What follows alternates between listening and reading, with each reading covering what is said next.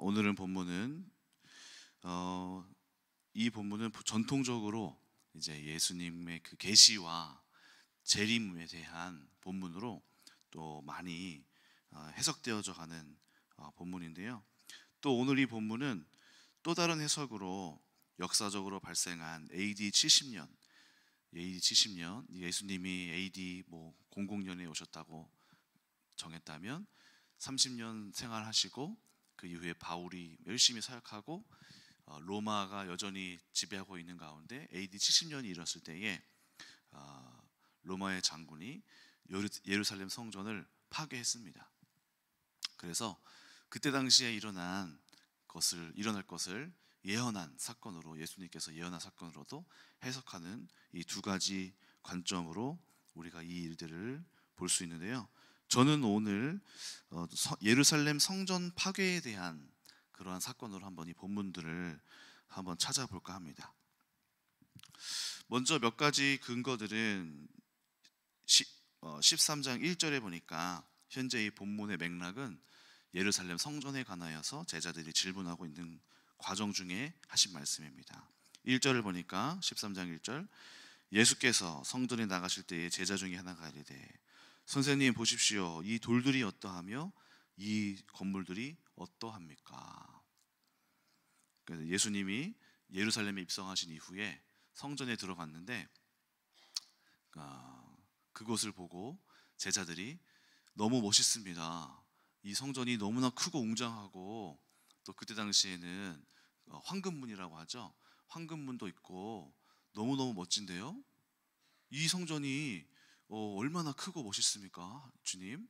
이라고 물어봤습니다. 그러자 2절을 보니까 예수께서 이르시되 네가 이 큰 건물들을 보느냐, 돌 하나도 돌 위에 남지 않고 다 무너뜨려지리라 하시니라. 이 성전은 무너질 거야. 그러니까 전통적으로는 이 성전은 모세 때의 장막, 함께 이동했던 장막에 하나님이 거하셨죠. 그리고 솔로몬 왕이 세운 성전, 너무 거룩한 하나님께 영광 올려드릴, 예배드릴, 하나님이 임재하실 성전이 되었고, 바벨론 포로 때 파괴되었지만 그 이후에 또 세운 느헤미야, 에스라 같이 세운 또 성전, 그 다음에 로마 시대 때 다시 헤롯 왕이 다시 세운 성전, 바로 지금 이 시대에는 헤롯 왕이 세운 성전을 보고 있는 것이죠. 그래서 헤롯 왕이 유대인들의 마음을 얻으려고 크게 성전을 지어준 그 성전을 보고 있는데, 이 성전을 보시고 예수님께서 이 성전에 대한 새로운 개념을 말씀하시죠. 요한복음 3장과 또 4장에서 이제 사람들이 새로, 사마리아 여인이 얘기하죠. 주님, 사마리아에서는 사마리아 성전에서 예배한다 그러고, 예루살렘의 사람들은, 유다인들은 유대에서 예배를 드린다고 하는데 어디에서 예배를 드리는 것이 옳으니까? 어느 성전이 맞습니까? 사마리아 땅입니까? 여기 예루살렘 성전입니까?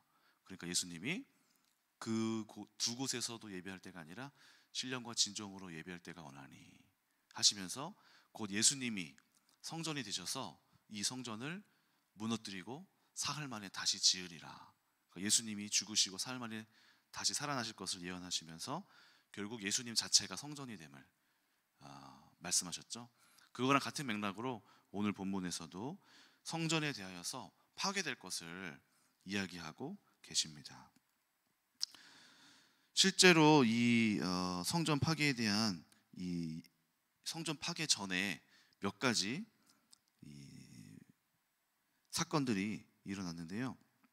3절을 보니까 예수께서 감람산에서 성전을 마주 대하여 앉으셨을 때에 베드로와 야고보와 요한과 안드레가 조용히 묻되 우리에게 이르소서 어느 때에 이런 일이 있으며 이 모든 일이 이루어지려 할 때에 무슨 징조가 있사오리이까?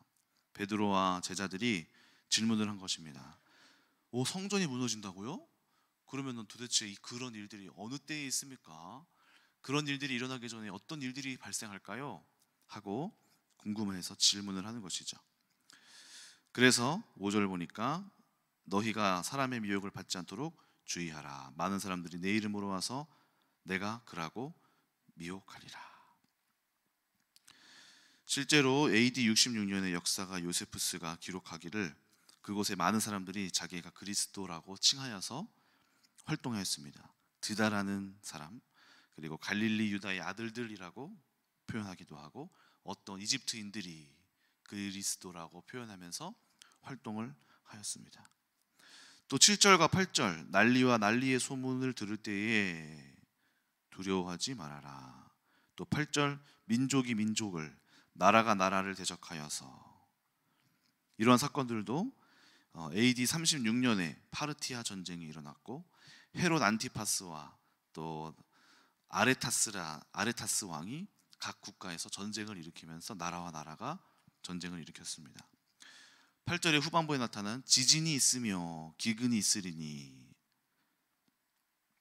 AD 76년에 예루살렘 지진이 일어났고, 사도행전 16장 26절에 빌립보 지진이 일어났고, AD 61년에 소아시아 지진이 일어났고, 또 같은 해에 폼페이 지진이 일어났습니다.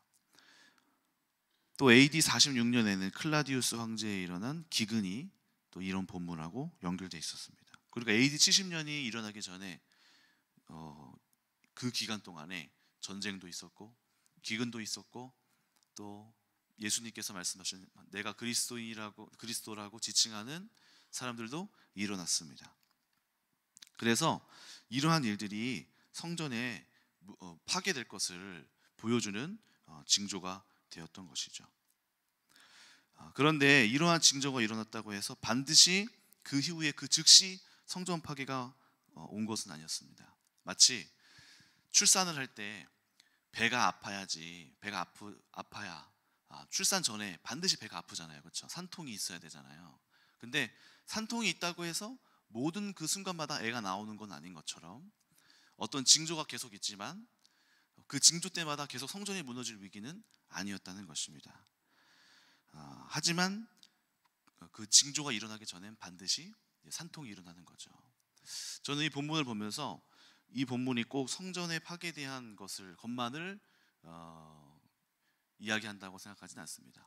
나중에 또는 오늘날 지금 이 시대에도 마지막 때라고 많이들 이야기하고 있고, 지금 우리가 눈으로 보고 있는 전쟁과 또 이미 오늘날에도 기근이 일어나고 있고 튀르키예 벌써 지진이 일어나서 많은 문제가 있고, 이미 우리는 그 때를 걸어가고 있는 것 같아 보여요. 그리고 더 많은 일들이 우리 눈앞에서 펼쳐질 수도 있습니다. 그런데 그럴 때마다 우리가 해야 할 것은 너무 지나치게 막 흥분하지 않는 거예요. 우리나라에도 그런 때가 있었습니다. 우리나라에도 이제 예수님께서 재림하신다라는 많은 교회의 예언과 또 전쟁 이후에 벌어진 사람들의 이제 마음과 또 불안한 상황 속에서 그런 전쟁이 일어난 이후에 많은 세계적인 기독교 국가에서도 이런 재림에 대한 이슈들은 항상 터져 나왔습니다. 특히 2차 세계대전 이후에 재림에 대한 이슈가 많았고 그때 이단들이 많이 나왔어요. 근데 그 시기는 벌써 또 지나왔죠. 예수님이 재림하지 않으셨죠. 근데 그때 당시에는 반드시 재림할 것 같은 순간이었고 정말 이러한 성경에 나타난 일들이 벌어졌습니다. 아마 이 당시에도 예수님께서도 이 사건을 재림으로 이렇게 비추어 본다면은 지금도 이 상황이 일어날 것이고 앞으로도 이러한 상황이 또 올 수도 있다는 것이죠. 그리고 분명히 예수님의 재림은 이러한 징조들을 남길 것이에요. 그런데 하지만 우리가 알아야 할 것은 무엇입니까? 이런 모든 징조가 있을 때마다 다 재림이구나, 다 오실 것이구나라고 우리가 해석하지는 말아야 한다는 것이죠. 그러나 징조가 있다면, 그리고 예수님의 재림은 반드시 이런 징조 이후에 온다라는 사실, 출생이 이르기 전에 반드시 산통이 온다는 거. 그러나 산통이 온다고 해서 그 순간 모두가 다 애가 나올 때는 아니라는 거를 우리가 알 필요가 있겠죠.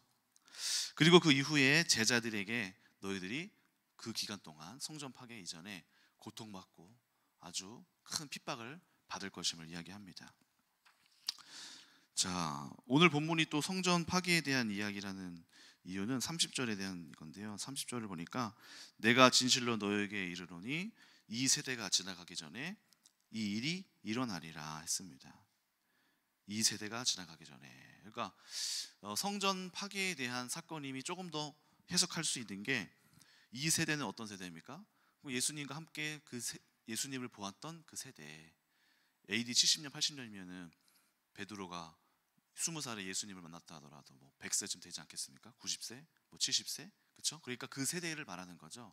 그러니까 예수님의 학원은 이 세대가 가기 전에 예언한 일들을 너희가 보리라 했기 때문에 그 앞절에 오늘 읽었던 본문이 어떤 이 사건들을 예루살렘 성전의 파괴에 대한 사건들을 지칭하는 것임을 볼 수 있습니다. 14절을 보니까 좀 더 본격적인 예수님의 징후에 대한 이야기를 말씀해 주시는데요. 멸망에 가증한 것이 서지 못할 곳에 선 것을 보거든 너희들은 도망갈지어다. 그러니까 구체적으로 예수님이 그 징조에 대한 베드로와 또 사람들에 대한 질문에 대한 답변을 해주시는데요. 너희들이 어느 때와 그 징조를 물었느냐? 그렇다면 그것은 바로 멸망한 가증한 것이 서지 못한 것에 선 것. 그러니까 어떤 멸망의 어떤 가증스럽고 서면 안 될 무언가가 그 자리를 대체하고 섰을 때를 말하는 것입니다. 여러 가지 해석을 하겠지만 AD 70년 그 성전이 무너질 때에 로마의 티투스 장군이 예루살렘을 정복했습니다. 그리고 그곳에서 황제의 형상을 세워놓고 숭배한 일이 벌어졌습니다. 이런 일들이 바로 그런 상징이 될 수 있게 되겠죠. 성전에서 하나님을 높여야 될 공간에 다른 이곳에 부처상이 정복을 당해서 여기에서 숭배받고 있는 일들이 펼쳐지게 된다면 그것이 바로 그러할 때가 될 것이다. 또한 우리가 또 살펴볼 근거들은 24절을 보니까 그때에 환난 후에 해가 어두워지며 달이 빛을 내지 아니하며 별들이 하늘에서 떨어지며 하늘에 있는 권능들이 흔들리라. 그러니까 마치 이 천체가 무너지는 것, 해와 달과 별이 무너지는 것을 이렇게 표현을 했는데요. 이러한 표현들은 이사야 13장 10절 또 이사야 43장 4절을 보면은 해가 어두워지고 달이 빛을 내지 않으며 하면서 바벨론과 에돔 제국에 대한 멸망을 그릴 때, 국가가 무너지는 걸 그릴 때 이사야에서도 이런 표현 방법을 씁니다. 오늘 이 본문은 성전이 파괴되는 건데 국가가 망할 때 이런 표현들이 썼는데, 성전은 이스라엘 백성에게 국가가 무너지는 것만큼 중요한 존재이고 또 국가가 무너지는 것만큼 큰 일이기 때문에 이런 표현도 이상한 게 아닌 것이죠. 또 이 묘사들을 또 굳이 너무 지나치게 문자적으로 표현할 필요는 또 없고, 성전 몰락에 대한 상징적인 표현, 마치 하늘이 무너지는 것 같았어요. 우리의 나라가 일제강점기 나라가 빼앗길 때 정말 나는 정말 달이 울고 해가 울고 하였습니다. 뭐 여러 가지 표현들이 있지 않습니까? 그런 표현이 또 될 수 있다는 것이죠. 26절은 어떻게 될까요? 그때 인자가 구름을 타고 큰 권능과 영광으로 오는 것을 사람들이 보리라. 마치 또 구름 타고 오시는 또 계시록의 말씀과 또 연관되어서 그렇게 표현 볼 수도 있는데, 이 말씀은 어디서 근거해서 끌어왔냐면은 다니엘서 7장 13절 14절에 기초한 말씀입니다. 다니엘서 7장 13절에서 14절 보면은 인자가 하늘에서 내려와서 다시 하나님 앞에 보좌에 앉아서 그 우편에 등극하게 되는 장면에서 이 본문을 볼 수 있습니다. 그 본문에서 무엇을 말하냐면 인자가 하늘에서 내려와서 그 땅에서 다시 하나님 앞에 올려가게 되는 거죠. 그러니까 인자가 내려와서 땅의 권위를 취득하고 하나님께로부터 올라가서 그 권위를 인정받는 장면이 다니엘서 7장에 나타난 하나의 장면입니다. 그래서 오늘 본문에서도 그런 것들을 근거를 하여서 인자가 이 땅에서 임하게 된다라는 표현을 볼 수 있게 됐죠. 그러면 이 장면은 또 무엇입니까? 예수님께서 성전이 파괴되시는 그때에 예수님께서 심판하시고 이 성전에 대한 심판을 집행하시면서 예수님께서 이 땅에 왕으로 오셨음을 그 땅에 있는 한 세대의 사람들이 보면서 더 분명하게 기존에 있었던 과거의 옛 성전이 파괴가 됐고 예수로 세워지는 새로운 성전이 하나님의 통치가 이루어지게 되는 것을 목도하게 되는 것이죠. 그래서 이런 근거들을 볼 때 오늘 본문들이 성전에 대한 파괴를 향하여서 이 본문을 해석하는 것도 괜찮을 수 있다. 물론 완벽한 해석은 없습니다. 이 본문들이 또 마태복음에서는 동일 본문에서는 계시록에 대한 거하고 또 이어집니다. 그래서 저는 오늘 그 해석 중에 성전 파괴에 대한 해석을 조금 말씀드렸습니다. 이 말씀에 대하여서 우리가 몇 가지 우리가 생각해 볼 것이 있는데요. 첫 번째는 성전의 파괴, 예수님께서 성전을 굳이 파괴할 것을 말씀하시고 예언하시고 그 성전에 대한 파괴를 말씀하셨는데요. 옛 성전은 파괴되어야 합니다. 옛 성전이란 건 무엇일까요? 옛 성전이란 우리 가운데 세워진, 우리가 인생을 살면서 견고하게 세워진, 마치 이스라엘 그 제자들이 성전을 보면서 감탄하였듯이, 이것 보세요, 정말 멋있지 않습니까? 공들여 세운 이 성전을 한번 보십시오. 내가 봐도 너무너무 귀하고 너무너무 수고하고 애썼고 멋있는 것 같습니다. 또는 절대로 무너지지 않을 것 같은 어떤 강력한 견고한 진들, 예를 들어서 뭐가 있을까요? 미국이 무너질까요? 야, 미국은 그래도 안 무너져. 애플이 무너질까? 야, 애플은 그래도 안 무너져, 안 망해. 몇백 년은 가지 않을까? 삼성이 무너질까? 삼성은 무너지지 않을 거야. 우리는 마음 한켠으로 그렇게 견고한 것들을 보면서 공룡 기업들, 그리고 그것에 비추어서 볼 때 작은 나를 보면서 그러한 상황들과 부딪히게 될 때 너무 크게 보고 너무 견고하게 보고 하나님보다 더 크게, 더 멋있게 이 세상을 향하여서 이 아름다운 것들을 봐라. 내가 처한 이 교회와 신앙보다 더 크고 멋진 세상 속에서 하나님, 이것들을 좀 보세요. 세상은 이렇게 크고 멋지고 위대한 기업들로 이 세상이 돌아가고 있고 내가 믿는 신앙은 더 작아 보이고 하면서 오히려 예수님께 이것들을 좀 보세요, 멋있지 않습니까? 하나님, 기독교가 이렇게 좀 멋있게 가면 안 되겠습니까? 하는 마음들로 비교하면서 우리 마음속에 어쩌면 하나님보다 눈에 보이고 화려한 것, 세상의 것들을 더 크게 세워놨을 수도 있다는 것입니다. 어디 그뿐입니까? 우리가 평생을 일구어 가면서 세워놓은 나만의 왕국, 또 나의 기술들 절대로 무너지지 않을 거야. 내가 공들여서 세웠어 하는 내 인생의 하나의 큰 이 업적들, 내가 지금까지 살아온 이 학위들, 이것이 무너지지 않아. 난 이것을 의지해.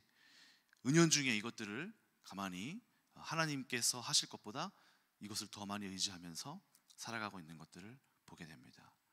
그런데 예수님께서 오셔서 하시는 말씀은 그 우리 안에 세워진 것들 또한 절대로 저건 무너지지 않을 거야 하는 것들을 예수님께서 오셔서 파괴하시고 무너뜨리신다는 것이죠.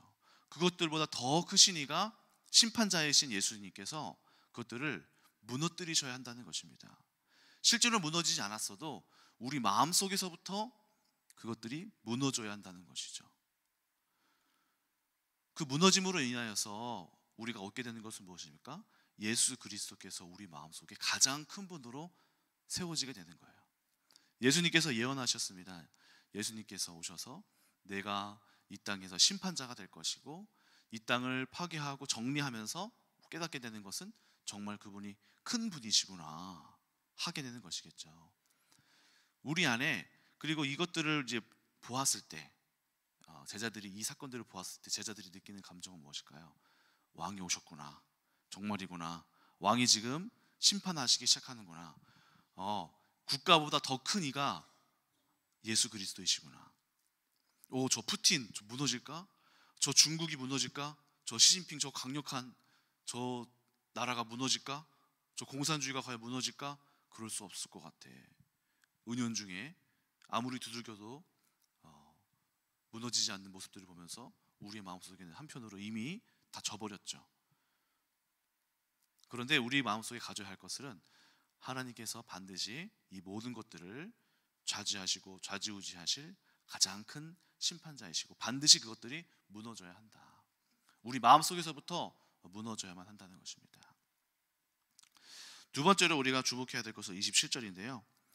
무너짐과 동시에 어떤 일이 펼쳐집니까? 또 그때에 그가 천사들을 보내어 자기가 택하신 자들을 땅 끝으로부터 하늘 끝까지 사방에서 모으리라.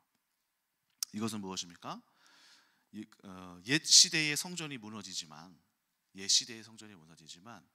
하나님은 그 무너짐을 통하여서 옛 성전을 무너뜨리고 예수님의 새 성전을 세우기 위하여서 많은 사람들을 사방에서 불러 모으는 것을 우리는 알 수 있습니다.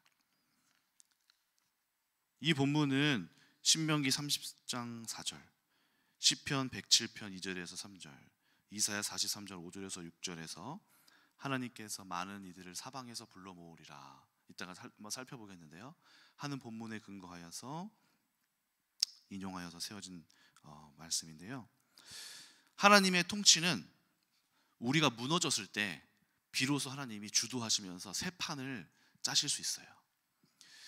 우리의 삶에서도 마찬가지입니다. 우리가 신앙생활을 해나가는데 옛 성전이 그대로 남아있는다면 그것을 보시고 예수님께서는 예수님이 새 성전을 짓고 새로운 통치를 시작하셔야 되는데 그 통치가 이루어지지 않게 되는 거예요.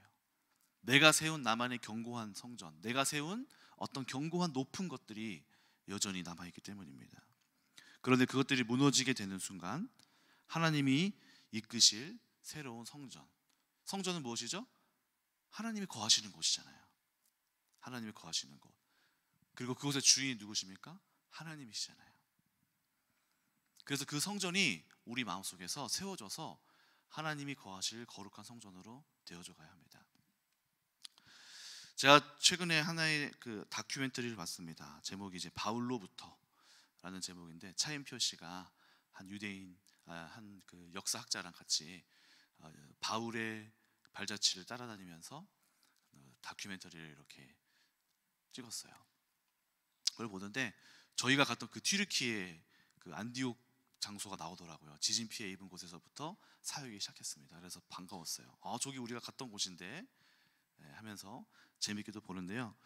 그 중에서 이제 중요한 장면이, 마음에 들어오는 장면이 있었습니다. 그것이 뭐냐면 사도행전 13장 2절에 안디옥 교회에서 바울과 바나바가 이제 원래는 유대교회 사람인데 바울을 지지하여서 같이 그 이방 땅 수리아, 터키의 그 남부에 있는 이방 교회에서 바울이 자기 고향과 또 모인 그곳에서 교회를 할 수 있었어요. 그런데 그곳에서 사람들이 모여서 예배를 드리는 중에 사도행전 13장 2절 이런 일이 생깁니다. 주를 섬겨 금식할 때에 성령이 이르시되 내가 불러 시키는 일을 위하여 바나바와 바울을 따로 불러 세우라. 이 다큐멘터리에서 이 장면을 소개를 합니다. 그래서 그리고 그렇게 바나바와 바울이 왜 전도 여행을 둘이 갑자기 떠났는지 이야기를 하는데요. 거기에서 주목할 것이 무엇이냐면은 성령이 이르시되, 그 공동체에서 바나바와 바울을 따로 불러서 전도 여행을 보내라. 아니, 가만히 잘 모여서 예배드리는 공동체에 기도하면서 하나님, 우리가 어떤 일을 할까요? 예수님은 떠나셨어요. 예수님이 더 이상 코치해주지 않으세요. 보이지 않으세요. 예수님은 이미 하늘로 올라가셨어요. 누구의 지도를 따라서 이 교회가 흘러가야 할까요? 예수님과 같은 영적 존재이신 예수의 영이신 누가 이 교회의 이 두 사람을, 또 그 큰 사역을 이끌어가는 리더가 되셨나요? 성령께서 그 둘을 불러서 기도 공동체 중에, 기도하는 중에, 금식하던 중에 하나님, 우리가 어디로 가야겠습니까? 무슨 일을 해야겠습니까? 라고 고민하던 중에, 어디로 갈지 알바를 갈지 못하던 중에 성령께서 그 둘을 불러서 뭐 하시는 겁니까? 이방인을 향하여서 복음을 전하도록 사역을 시키시잖아요. 그러니까 성전의 주인이 행세를 하고 있는 겁니다. 성전의 주인인 성령께서 우리가 하나님 안에서 성전을 내어놓는 순간 그 참된 주인이 무슨 일을 행하고 어떤 일을 행해야 될지 가르치시고 알려주시고 하나님의 뜻을 이루어 가시는 주도권을 행사하실 수 있다는 거예요. 그래서 우리의 성전이 무너지지 않으면 하나님께서 주도권을 행사하실 수가 없는 거예요. 그래서 성전이 무너져야 되는 거예요. 우리의 옛 성전이 무너져야 되고, 완전한 우리의 모든 생각, 내가 크다고 생각하는 거, 할 수 없다고 생각하는 거, 저거는 불가능해라고 생각하는 그 모든 것까지도 무너져야만이 진짜 주인이 우리를 이끌어가는 것입니다. 예수님이 저 나귀를 가서 데리고 와라. 갑자기요? 그거 훔치는 거 아니에요? 주인이 되셨기 때문에 갔을 때 끌어올 수 있는 거예요.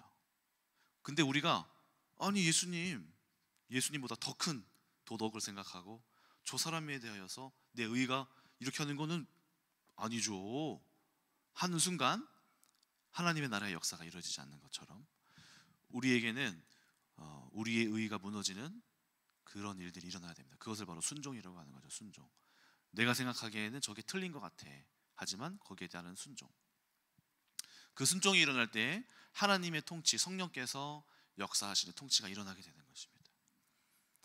저도 그런 순간들을 조금씩 경험하고 있는 것 같아요. 특히 이번에는 대안학교를 우리 교회에서 작년 초창기죠. 작년 초창기부터 세워져 간 1년의 기간 동안 이제 세워져 가는 것을 제가 돌아봤을 때, 저의 개인적으로 돌아봤을 때, 이거는 이동주라는 사람이 한 게 아니다. 성령께서 이 상황을 이끌어 가셨구나 하는 것을 곱씹어보면 곱씹어볼수록 더 명확해지더라고요. 저라는 인물이, 저는 그냥 평범한 사람입니다. 제가 그리고 교육학을 한 것도 아니고 대안학교를 경험하지도 못했어요. 그런데 이 미션이 하나님이 주도하에 이루어지고, 제가 또 담당자다 보니까 제가 뛰어나서가 아니고 거기 안에 제일 그 일을 해야 되는 사람이다 보니까 저의 안에 마음속에 하나님이 몇몇 순간순간마다 불러일으키신 마음들이 있었어요. 첫 번째는 전 대안학교에 대해서 큰 마음이 없었는데 이성영 선생님, 그리고 그때 당시 공부했던, 제가 말씀 공부를 했던 사람들이 다 학원 선생님, 학교 관련된 사람이었어요.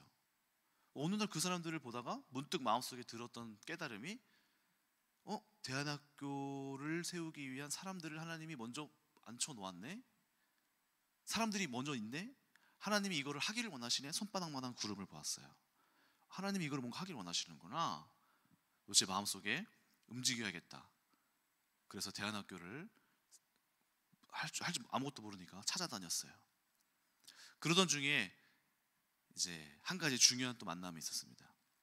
그게 누구였냐면은 우리 교회 작년에 청년부 뉴스타트, 이번에 이정규 집사님 하셨죠. 작년에 지원근 목사님이라고 기도에 인도해 주셨잖아요. 그분이 저랑 몇몇 교제를 가졌었어요. 교제를 했었어요. 책 소개를 하고 막 이야기를 많이 나눴어요. 근데 그분이 소개해 준 게 있어요. 목사님 대안학교 하신다면서요? 꼭 읽으세요. 세븐파워 교육.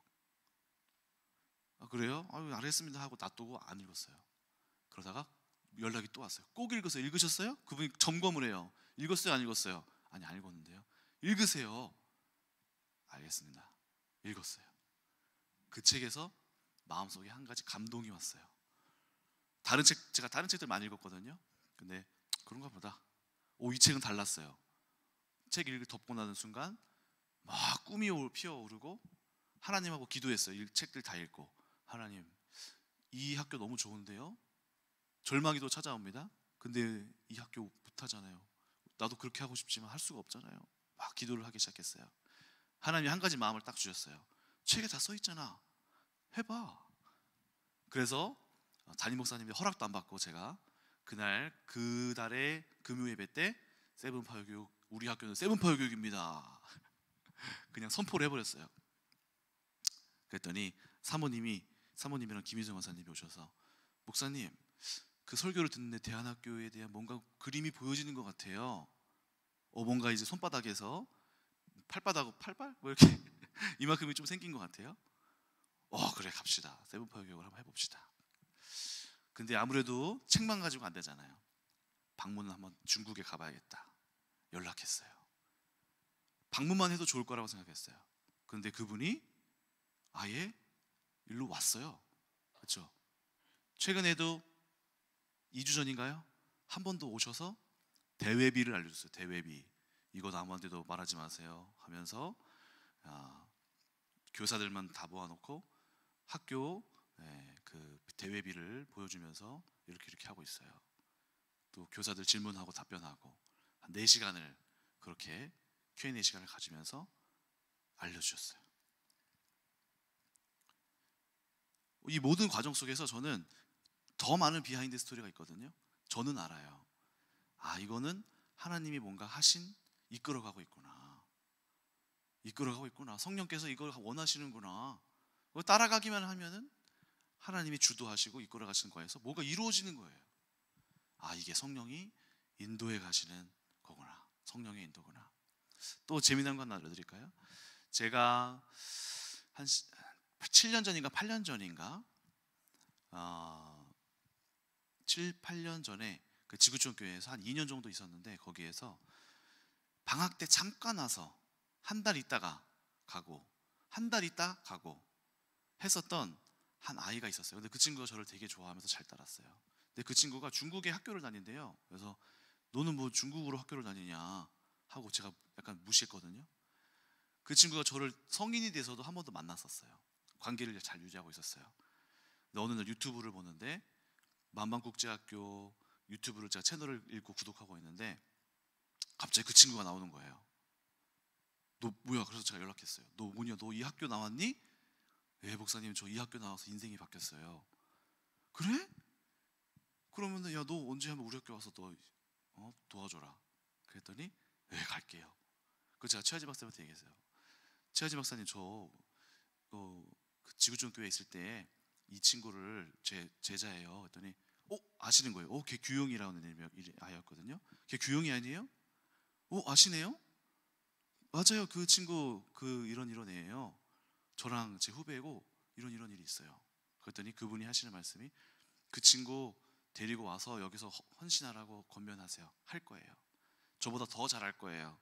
교사로 쓰세요. 교사로 권면해 보세요. 아마 많은 것을 주고 갈 거예요. 그런 얘기 하는 거예요. 그러면서 하시는 말씀이 마지막에 이런 얘기 하셨어요. 지금 이 교회와 저의 만남이 보통이 아닌 것 같다. 하나님이 지금 우리를 맺어주시는 것 같다.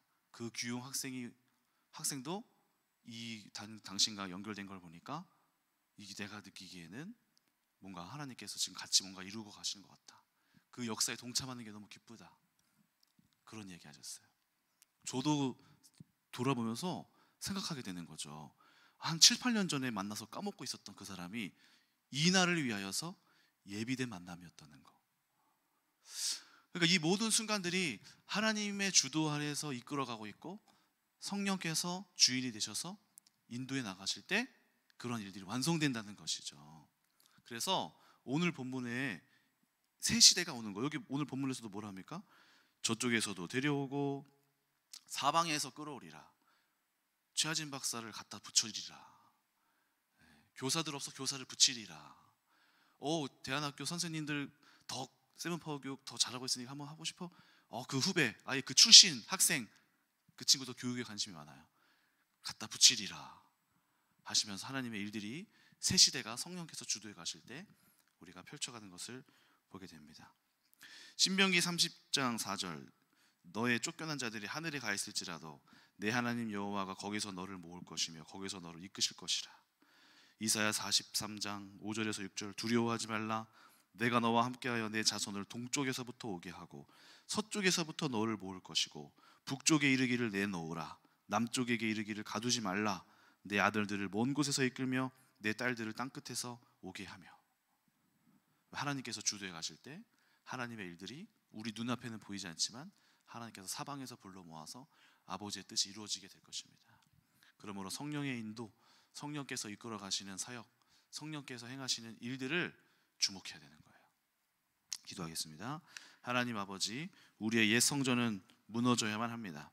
그것이 무너질 때 하나님께서 참된 주인이 되어서 이끌어 가시는 성령의 역사와 성령께서 머물고 계시고 성령이 지시하시고 알려주시는 영적 사역이 시작되는 것입니다.